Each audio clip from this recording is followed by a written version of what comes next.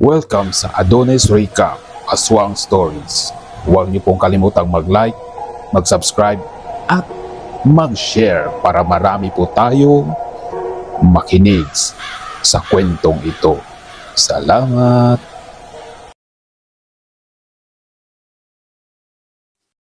Disclaimer lang po, ang kwentong ito ay hindi po original na sa akin.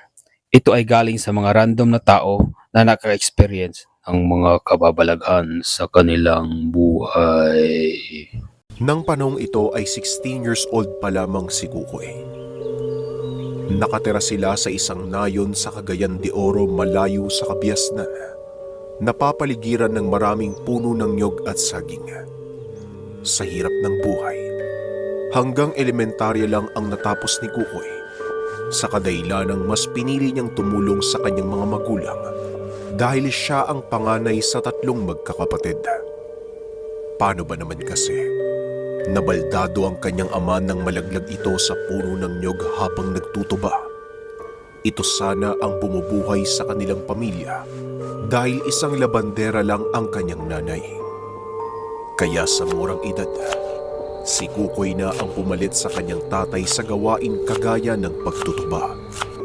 Maliban pa dyan ay sumasideline din si Kukoy sa isang malaking plantasyon ng saging sa kabilang baryo kapag araw ng anihan. Madalas ginagabi si Kukoy sa pag-uwi. Sinisigurado niya kasi na ang lahat ng mga sugong ay maayos ang pagkakalagay at malinis.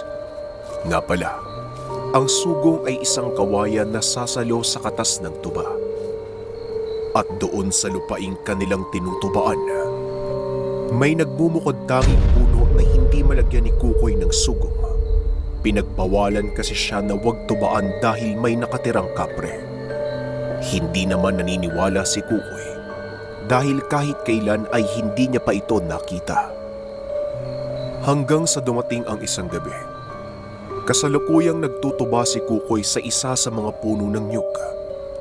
Katabi nito ang punong sinasabing may nakatirang elemento.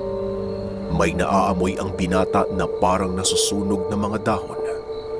Tinanaw niya ang buong paligid, sa ibaba, sa kanan at kaliwa, ngunit wala namang nagsisiga. Ilang sandali pa ay napansin ni Kukoy na gumagalaw ang dahon ng maliit na puno ng nyug. Kumunot ang kanyang muka. Masuri niyang tinignan kung may tao ba sa itaas, subalit wala naman. Hanggang sa napansin niyang tila may isang maliit na bagay na kumikislap. Nakadikit ito doon sa puno. Tinitigan niya itong maigi. Nagliliwanag ang kislap nito, kaya naman tumigil si Kukoy sa kanyang ginagawa. Bumaba siya sa puno ng tinutubaan at lumapit doon sa isang maliit na nyug. Naroon pa rin ang maliit na bagay, para itong diamante na nag-iiba-iba ang kulay. Nagka-interes si Kukoy doon sa bagay.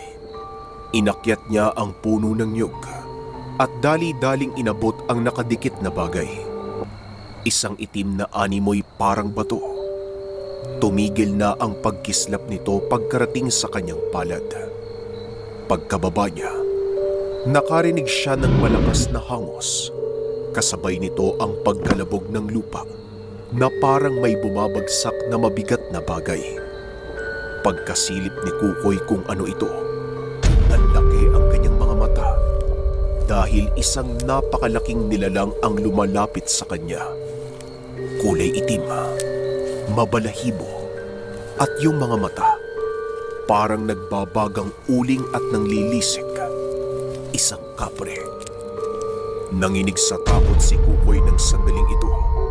Inilapit ng nilalang ang mukha niya kay Kukoy. Bumubuka ang bibig na parang merong sinasabi.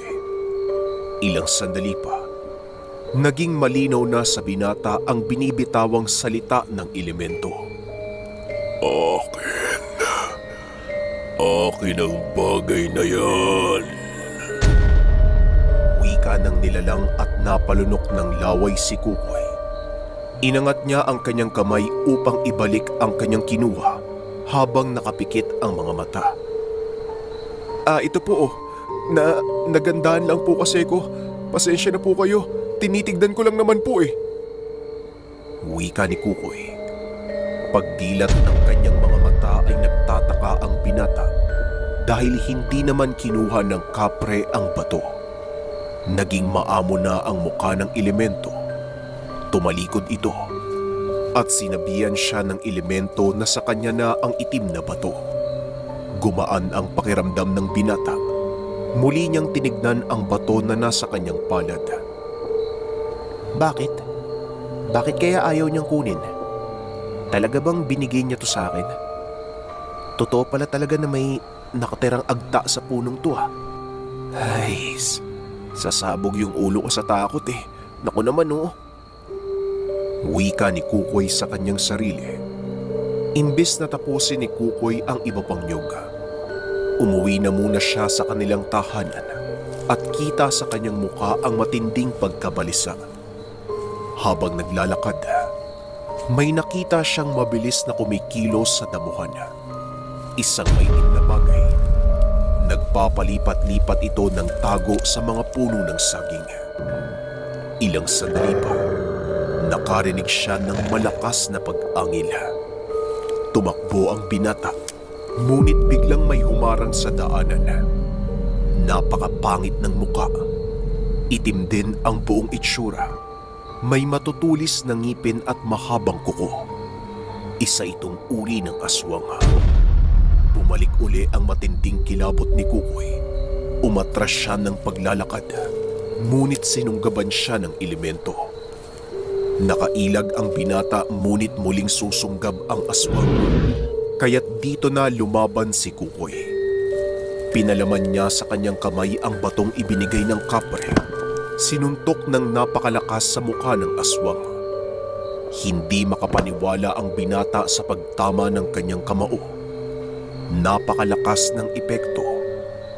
Kita ang pagsimangot sa mukha ng nilalang habang sumusuray patras. Biglang uminit ang kamay ng binata. Pagbukas niya ng kanyang palad, kumikinang uli ang bato sa kanyang kamay. Habang yung aswang naman, galit na galit ito at muli siyang susunggaban. Muling isinara ni Kukoy ang kanyang kamao. Sinalubong ng suntok ang nilalang at muli itong tinamaan sa muka. Parang kalabasang nabasag ang mukha ng aswang. Natumba ito sa lupa at inangat ang kanyang kamay. Binunot kaagad ni Kukoy ang kalawit at pinugutan ng ulo ang elemento. Hindi makapaniwala ang binata sa nagawa niya. Hindi niya alam kung paano siyang nagkaroon ng lakas ng loob na gawin ang lahat ng bagay na ito. Kusang gumalaw ang kanyang kamay na pugutan ng ulo ang elemento. Isang bagay na hindi niya akalaing magagawa sa buong buhay niya. Muli niyang tinignan ang bato. Napagtanto niya na isa itong klase ng bertud. Ilang sandali pa, nakita ni Kukoy na may taong paparating. Merong dalang sulo. Ito ang pinsan niyang si Patrick. Nanlaki ang mga mata ni Patrick nang makita ang nakabulagtang aswang sa lupa at nakahiwalay pa ang ulo nito sa kanyang katawan. Napatay ko. Hindi ko alam yung nagawa ko basta bigla na lang humarang sa akin tapos gusto niya akong patayin eh. Gusto niya akong kainin. Kaya yan nakipaglaban ako sa kanya. Wika ni Kukoy. Teka, anong sinabi mo? Nakapatay ka ng aswang? Paano mo naman ginawa yun, pinsan? Tugon ni Patrick. Hindi na sinabi ni Kukoy ang totoong dahilan. Hindi niya ibinahagi ang bertud na hawak niya. Salip nagkunwari na lang ang binata at sinabing naunahan niya lang ang aswang. Tulungan mo ko, pinsan. Kailangan nating sunugin yung bangkay niya. Baka kung ano pang isipin ng mga kapitbahay natin eh. Saka wag mo tong ipagsasabi kahit kay Nino ah. Wika ni Kukoy. Tumango naman ang kanyang pinsan at sinunog nila ang bangkay. Sa isip ng binata ng sandaling ito, ipinagkatiwala sa kanya ng kapre ang bertud na hawak niya. Pagkarating niya sa kanyang tahanan, hindi niya ipinaalam ang nangyari sa kanyang mga magulang. Ngunit naitanong niya sa kanyang tatay kung ano ang bagay na nakuha niya. Alam mo anak, Yang nasa kamay mo ay isa sa pinakamalakas na mutya. Walang iba kung hindi mutya ng bulalakaw. Kaya't pagkaingatan mo ang bagay na yan.